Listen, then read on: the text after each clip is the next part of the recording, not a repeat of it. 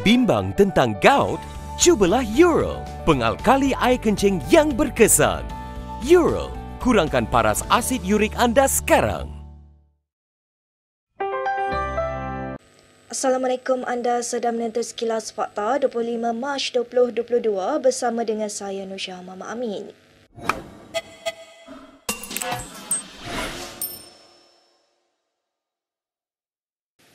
Selepas menang bergaya di Johor, Najib Razak kini terus bergerak dengan kempen baru yang mensasarkan masyarakat Cina. Berucap di Pulau Pinang hari ini, bekas Perdana Menteri itu menyerang DAP dan Pakatan Harapan yang memerintah negeri itu sejak 2008. I find it quite unbelievable that many Chinese believe in the DAP propaganda. That I ever said, apa lagi Cina mau?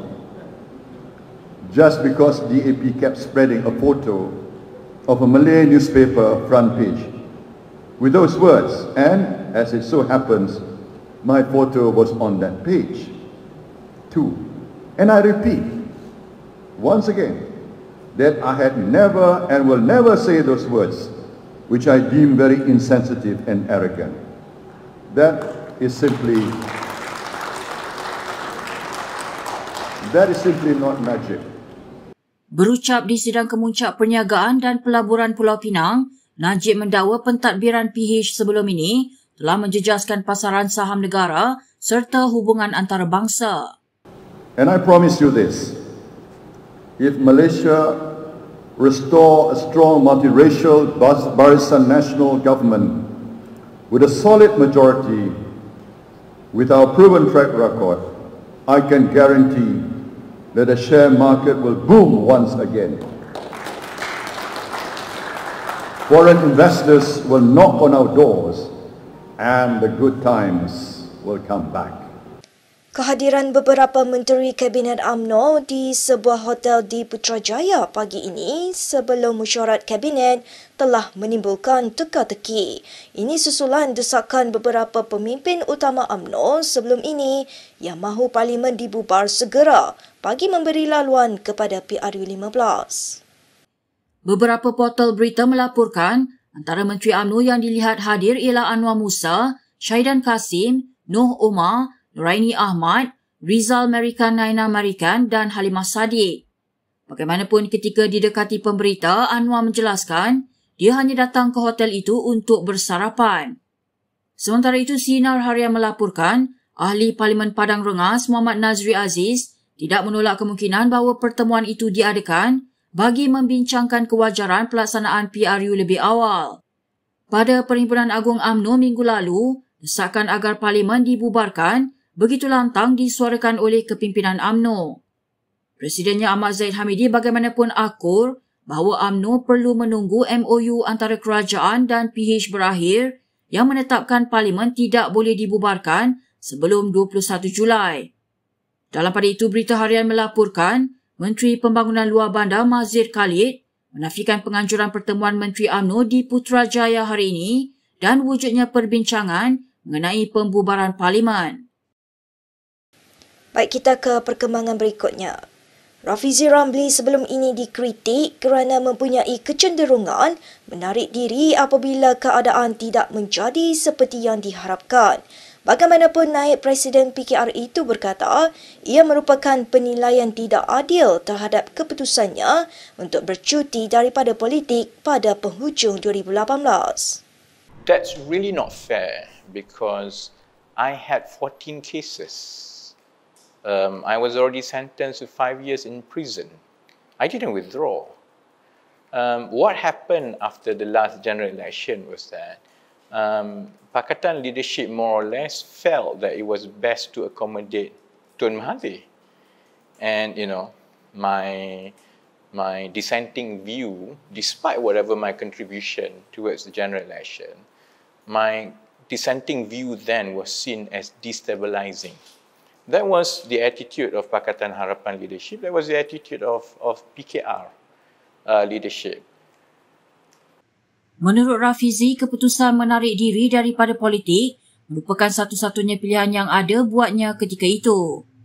Dalam pada itu, bekas ahli Parlimen Pandan itu berkata dia ingin bertanding semula di kerusi Parlimen jika diberi peluang oleh PKR. It's quite obvious that, if we were to appeal to the fence-sitters again, I have to run for Parliament again, So in that sense, whether I win Deputy President or not is almost secondary, to be frank, because the focus is a lot bigger than that. The focus is to make sure that we remain relevant. Menteri Dalam Negeri Hamzah Zainuddin dijangka membentangkan semula usul untuk melanjutkan penguatkuasaan subsection 4 dalam kurungan 5 di bawah SOSMA sekali lagi. Langkah itu diambil selepas blok kerajaan gagal mendapat sokongan mencukupi bagi meluluskannya di Dewan Rakyat pada Rabu. Untuk rekod, subsection itu membenarkan seseorang suspek ditahan sehingga 28 hari tanpa perlu dihadapkan ke magistrate. Ia dijadualkan luput pada 31 Julai 2022. Menurut laporan The Star, ahli Parlimen Larut itu berkata, perkara berkenaan akan dibincangkan dengan pegawai perundangan untuk menentukan langkah seterusnya. Rabu lalu di Dewan Rakyat, Hamzah bersetuju ada beberapa aspek dalam undang-undang itu harus disemak semula, terutamanya dari segi hak asasi tahanan. Misalnya pembezaan hari maksimum penahanan seseorang suspek di bawah SOSMA mengikut jenis kesalahan yang ia disiasat. Namun Hamzah berkata semakan atas beberapa perkara yang dibangkitkan pembahas boleh dibincang kemudian dan meminta perwakilan meluluskan dahulu lanjutan subsection berkenaan. Bagaimanapun usaha Hamzah gagal apabila hanya 85 ahli Parlimen menyokong berbanding 86 yang tidak bersetuju, manakala 49 lagi tidak hadir.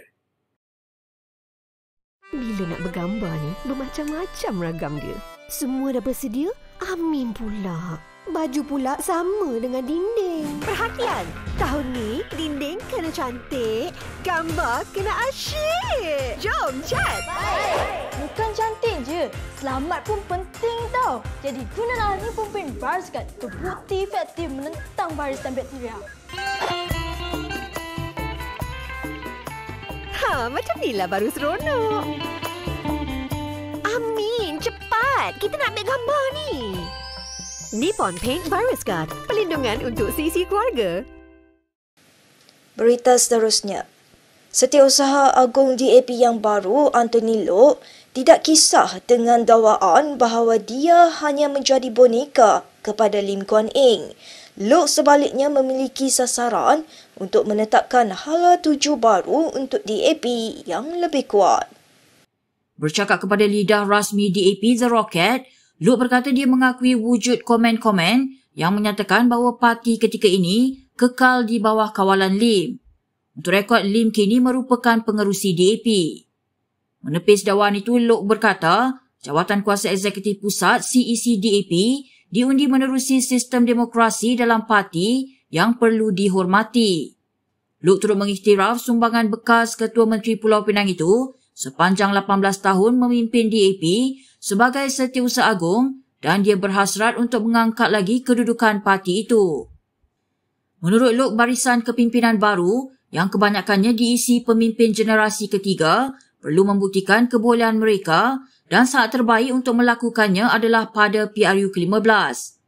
Mengulas mengenai rancangannya untuk menarik sokongan lebih ramai orang Melayu, ahli Parlimen Seremban itu berkata ia adalah isu struktural dan tidak akan selesai hanya dengan pelantikan Setiausaha Agung baru. Namun dia menekankan bahawa perjuangan DAP melangkaui isu kaum dan ia perlu dijelaskan kepada orang ramai. Sejajar dengan usaha kerajaan untuk memartabatkan bahasa Melayu di peringkat antarabangsa, Menteri Luar Saifuddin Abdullah telah mengutuskan surat rasmi dalam bahasa kebangsaan kepada Setiausaha Negara Amerika Syarikat Antony Blinken. Dalam satu perkongsian di akaun Facebooknya, Saifuddin berkata ia merupakan surat rasmi dalam bahasa Melayu yang pertama kepada rakan sejawat selaras dengan kenyataan Perdana Menteri Ismail Sabri Yaakob pada Rabu. Ismail pada Rabu memberitahu sidang Dewan Negara bahawa dia akan mengadakan perbincangan dengan pemimpin ASEAN untuk mencadangkan penggunaan bahasa Melayu sebagai bahasa kedua ASEAN. Usaha penggunaan bahasa Melayu itu akan diteruskan dalam mana-mana pertemuan dan persidangan antarabangsa di dalam maupun di luar negara mengikut kesesuaian. Dalam menterjemahkan kesungguhan kerajaan itu, Ismail mula menggunakan bahasa Melayu semasa lawatan rasminya ke negara-negara ASEAN baru-baru ini. Ismail juga akan menggunakan bahasa Melayu secara rasmi ketika berucap pada sidang PBB dan sidang kemuncak ASEAN pada September dan November ini. Sementara itu, menurut laporan The Vibes, Saifuddin menjelaskan Setiausaha Negara Amerika Syarikat Anthony Blinken tidak memerlukan penterjemah atau kamus apabila membaca surat daripadanya kerana lampiran dalam bahasa Inggeris akan disertakan. Baik, berikut beberapa lagi ringkasan berita untuk hari ini.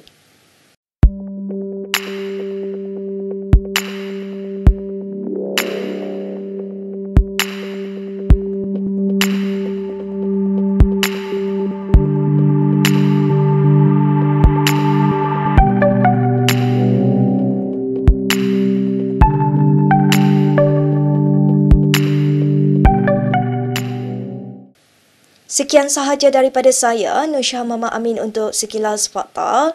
Untuk lebih banyak berita, anda boleh melayari kinitv.com. Anda juga boleh mengikuti kami di Instagram, Twitter, YouTube dan Facebook. Salam hormat dan selamat berhujung minggu.